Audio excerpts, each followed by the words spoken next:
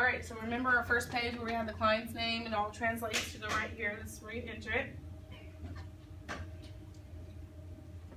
On the assumptions page, I always leave everything the same here except for two things. Number one, their months of emergency fund. I need to know if they're a 3-month, 6-month, or 12-month type of person.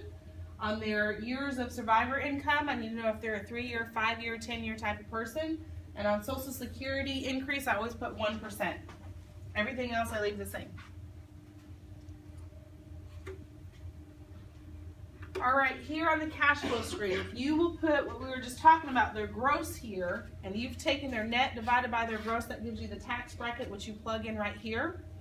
And then before you put any expenses in there, if you'll quickly click over to summary and pull that up and just make sure that the figure you have there matches their net take home. I did a bunch of these FNAs here recently, and these people had taken a bunch of 401k loans. Wow. And so their net was significantly less, which meant that I needed to leave this the same, their gross and their tax bracket, but I needed to put under their expenses the 401k loan to bring that income down. Okay, let me go back to the FNA. Wherever that is. There it is. All right.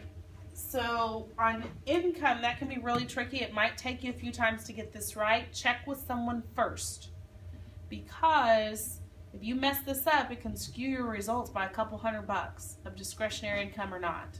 So it's so important that you have this dead on. Their frequency. Let me be very clear about this. If they are getting paid every other week, I want to know if it's bi-weekly or if it's twice a month. Because bi-weekly is 26 pay periods, twice a month is 24. You can skew your results by a couple $1,000s if you don't know the difference. So make sure you ask them, are you getting paid every other week or on the 15th and the 30th? Okay, I don't worry about figuring all this up because this stuff right here will be figured up when you enter it in the system. I often will ask them what their tax rate is. They don't know. If they happen to know it, that's great. I'm going to figure it up and see if they're right. Most of the times they're wrong anyways, but I just want to kind of know. What if they're hourly, commissioned, or self-employed on the income? You just go by, you just ask them for tax statements? Yeah, and I normally ask for their tax return for the last year if they're self-employed or they're commissioned, and I do it annual. I put that figure in annual rather than monthly. I don't break it down monthly. I'll let it break it down for me. Gotcha. Because your options on that, you can put it in, like I said, 12 times, 24 times, 26 times. Like you can put all those different times in there. Did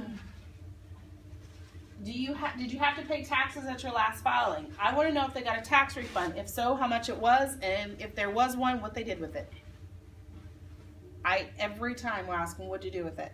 I want to have a good idea when they get extra money where it's going. If they tell me I don't know, it just kind of disappears, I know they're blowing it.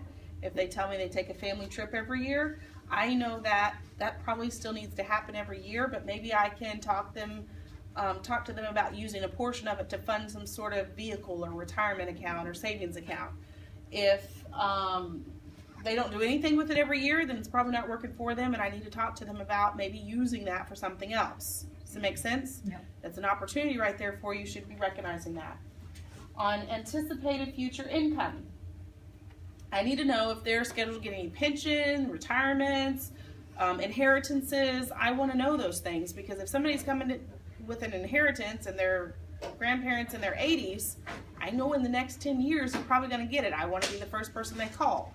Should be developing that relationship. That's called future business, pipeline business. Do you want to include Social Security benefits? Absolutely. I pull their Social Security statement right here, right now. I go to ssa.gov and I pull up what their Social Security statement is. It tells me what they're going to earn at 62 and 65, or 66 or 67, whatever their retirement age is. And I put it in there. I set the account. It takes 5 minutes to set that account up. I do it right there. And email them the statement while I'm sitting there, and email myself a copy of it too. so I can put it in their file. Okay, on the employment information. What's the name of your employer? How long have you worked there? There's a reason I want to know this. If they've worked there for a very long time, they're probably a circle of influence, and they can become a source of referrals. If they've worked there for, say, 10 years, but they're 50 years old, I know there was a previous employer. I want to know what happened to the old 401k. Where's it at? That's an opportunity. What is their title? I want to know where they rank in that company, because maybe we want to get in there and talk to them about their company benefits. What their specific job duties are, the nature of the business, who owns the business. I want to know how the business is structured, so I know if it's like a sole proprietor, a small mom and pop, or if it's a full-on corporation, if there's an opportunity for us to get in there. Remember, we do benefits all the way from a two-man shop to Southwest Airlines size, and every size in between. Whether that's something that's in your wheelhouse or not, you can certainly refer it to one of us who it is in our wheelhouse, and so you can get compensated on it, even if that's not something you want to take on or do. Emergency fund. I want to know their number of months of emergency fund. I don't really worry about expenses or non-discretionary expenses. How much do you need in the case of an emergency? Now, we're getting ready to get into that specific number, but I am only asking this question because I want to know where their head is at.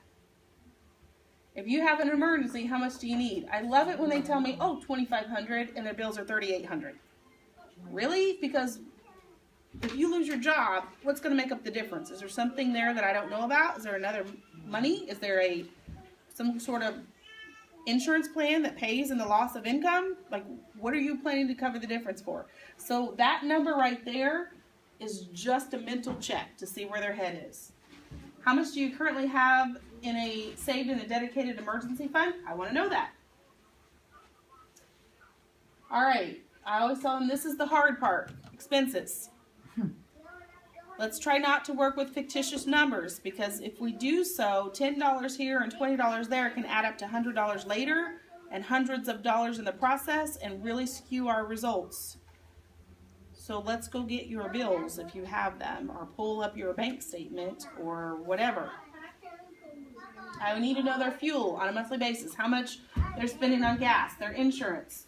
I want them to go get their insurance policy for me, because we have providers that offer P&C, or what is known as property and casualty, so I want to shop it and make sure they're getting the absolute best rate possible, because if I can free up some dollars there, and that's dollars that we can work with for a plan.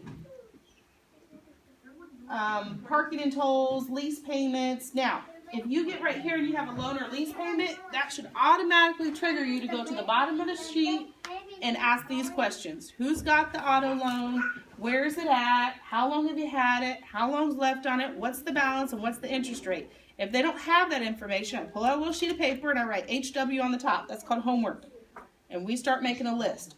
On the front of my FNA, on the top of it, I put homework, and I'm making the same list that I'm putting on their paper, so I know what I'm sending them to do. So when the next time I meet with them, I can say, did you get that interest rate on your auto loan? Otherwise, I'll never remember this stuff. I meet with way too many people.